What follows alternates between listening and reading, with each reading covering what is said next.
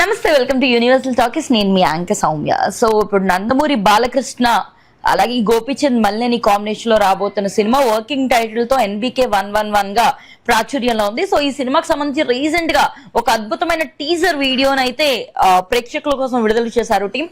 So Balakrishna birthday సందర్భంగా ఈ యొక్క వీడియోని రిలీజ్ చేయడం, అందులో మాస్ యాక్షన్ లో మాస్ లుక్ లో అయితే బాలకృష్ణ ప్రత్యక్షమయ్యారు. సో ఎంతో అద్భుతంగా చాలా సంవత్సరాల తర్వాత అలాంటి ఒక మాస్ లుక్ లో, అది కూడా ఒక ఒక గ్యాంగ్స్టర్ లుక్ లో అయితే మనం బాలకృష్ణని చూసాం. ఈ నేపథ్యంలోనే సో ఇప్పటిదాకా అయితే ఎక్కడ కూడా కాజల్ గారి లుక్ ఎలా ఉంటుంది ఏంటన్నది అయితే రివీల్ అవ్వలేదు. సో ఇందులో కాజల్ హీరోయిన్ గా చేస్తున్న విషయం అందరికీ తెలిసిందే.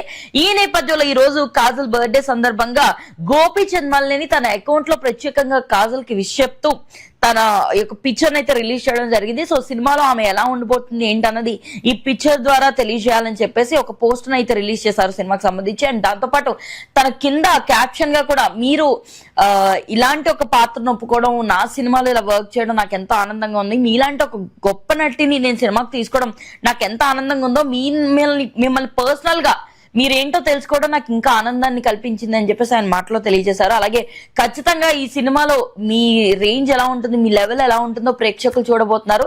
థ్యాంక్ యూ, నాకు ఇలాంటి ఒక ఆపర్చునిటీ కలెక్ట్ చేసినందుకు అని చెప్పేసి క్యాప్షన్ కూడా పెట్టుకుంటూ వచ్చారు. అండ్ మెయిన్లీ ఆ పోస్టర్ గురించి ఇప్పుడు మాట్లాడుకుంటే, అందులో ఒక ఆఫీసర్ పాత్రలో, ఇప్పుడు మనం IAS వీళ్ళని చూస్తూ ఉంటాం కదా, అలా ఒక అధికారి పాత్రలో ఉన్న విధంగా అయితే కాజల్ కనిపిస్తున్నారు. ఆమె లుక్ గానీ అదంతా చాలా డీసెంట్ గా, ఒక నార్మల్ హ్యూమన్ బీయింగ్ అట్లా అనిపించారు, ఏ హడావిడి లేకుండా. సో ఖచ్చితంగా తన ఒక గవర్నమెంట్ దానికి సంబంధించిన ఉద్యోగులు అయితే అనిపిస్తున్నారని కింద కామెంట్స్ అయితే వినిపిస్తున్నాయి. మరి రానున్న రోజుల్లో వచ్చే అప్డేట్స్ బట్టి తప్ప మనకి ఒక క్లారిటీ ఉండదు ఇందులో కాజల్ యొక్క పాత్ర ఎలా ఉండబోతుంది. అండ్ NBK కి వీళ్ళిద్దరూ ఒక పవర్ఫుల్ గా ఆపోజిట్ లో ఉండబోతున్నారా ఏంటి, లేకపోతే సపోర్టింగ్ రోలా అన్నది మనకి ఇంకా క్లారిటీ లేదు.